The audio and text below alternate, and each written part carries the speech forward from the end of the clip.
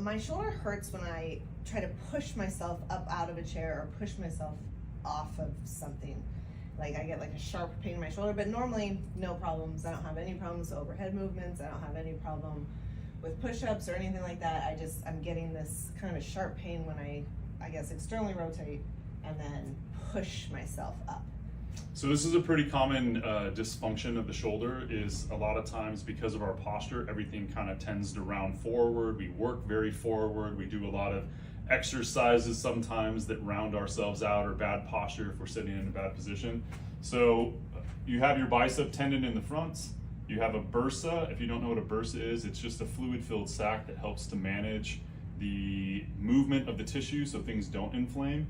But because sometimes our posture tends to round forward, then the shoulder pushes and puts more tension or pressure forward, and that can inflame this part of the shoulder. So very common. A lot of times it can be resolved by doing some postural exercises or more awareness things, but we're going to show you a handful of exercises that you can do at home if you have any of this shoulder pain in the front.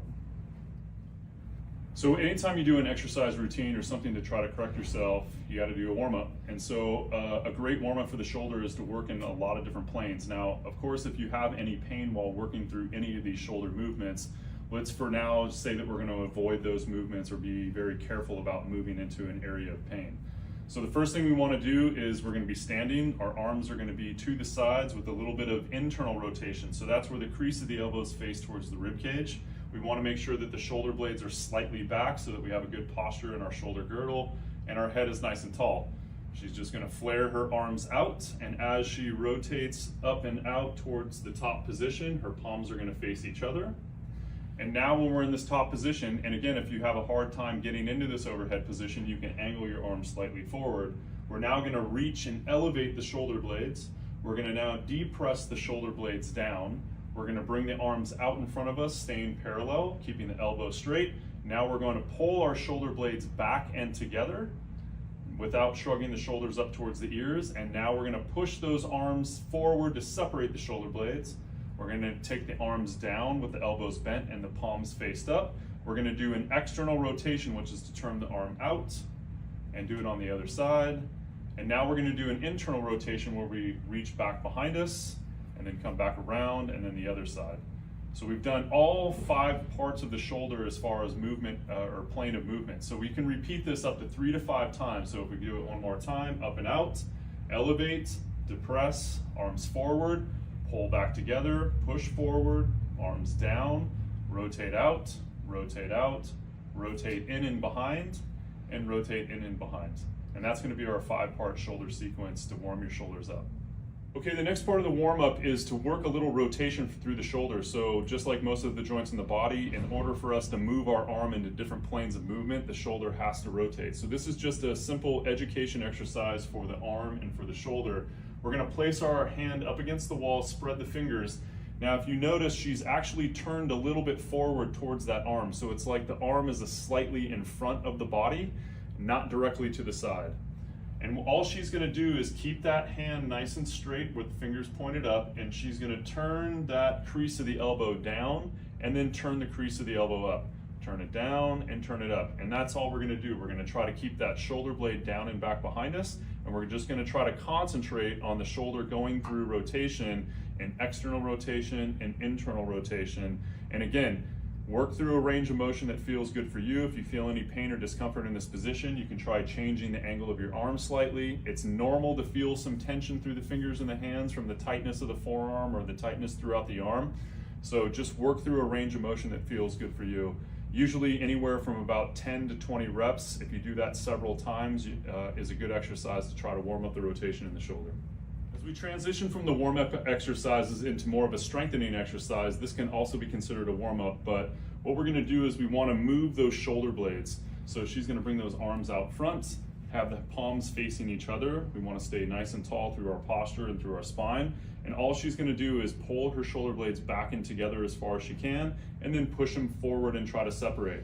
Back and forth, trying to keep the elbow straight, making sure that we're not changing the position of the spine as you move the shoulder blades, and most importantly, trying not to shrug those shoulders up into the ears. We want to keep that long neck position, and we want to reach down and back with those shoulder blades, but trying to work as much range of motion as we can.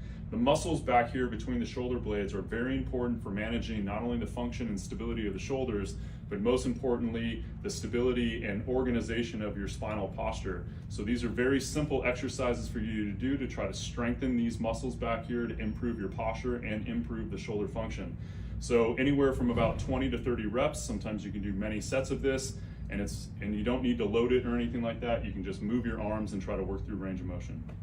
Okay, our next strength set is to work with the deltoid muscle. The deltoid is our big, strong muscle that moves our arm and moves the shoulder. So our most important part of it is these middle fibers, the middle delt. In order to work with the middle delt, we want to do an arm raise or an abduction of the arm. So what we want to do to make sure that we stay in these middle fibers is we want to turn the crease of the elbow down just a little bit, like we have a little internal rotation. So you can cheat a little bit with the hand and try to point that thumb down, but we want to make sure that the head is nice and high and in line in posture. And then we're going to work down through range of motion. We never want to just fall into the body. We want to try to keep a little bit of space. And usually as we raise up, as long as there's not a shoulder impingement problem, we can raise up above the height of the shoulder. So again, if you have any discomfort while working through range of motion here, try to stay below where that pain threshold is. And that way you just work whatever range of motion is best for you. Again, she's got some weights in her hand. For a lot of people, you don't need to have any weight. You can just work with your arms, and you can work higher numbers of reps, 30, 50 reps. But if you grab light weights or some weights as far as working through a range of motion, then obviously you're gonna drop your count down. But very important to stabilize and strengthen this middle part of your deltoid. Just to give you a different view of the mid-delt exercise. So again, here are those fibers. In order to get into these fibers, we have an angle of the shoulder blade, so we do want that arm slightly forward of the torso and not directly to the side, so that we're following the direction of the shoulder joint. And so as we keep that slight internal rotation, she can reach up and down in that position. Now, a lot of people tend to leave the crease of the elbow open and they kind of throw the weights back as they lift. That's going to put more stress into the front part of the shoulder, which is exactly what we're talking about in this series, is how do we solve people who have pain in the front of the shoulder. And so if you create that opening or that hyperextended position of the shoulder, that's where you start to inflame some of the bicep tendon or the bursa in that area. So make sure that you keep those arms slightly forward as you go through range of motion, and work through a range of motion that's best for you.